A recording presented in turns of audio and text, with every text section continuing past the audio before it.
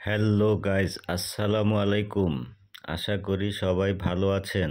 আমিও ভালো আছি। নতুন একটি ভিডিও নিয়ে চলে আসলাম আপনাদের মাঝে।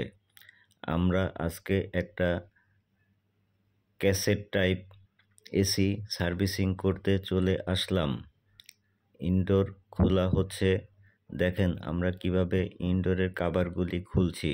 এভাবে ধীরে ধীরে কভারগুলি খুলে আপনাকে সার্ভিসিংয়ের জন্য এসির ইনডোরটিকে প্রস্তুত করতে হবে।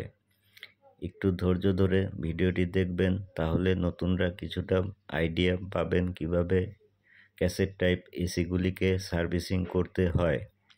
ভিডিওটি দেখলে নতুনরা অনেক কিছুই বুঝতে এবং শিখতে পারবে।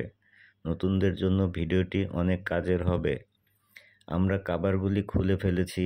এখন আস্তে আস্তে সার্কিটের কানেকশনগুলি খুলে সার্কিট বোর্ডটিকে নিচে নামিয়ে ফেলব।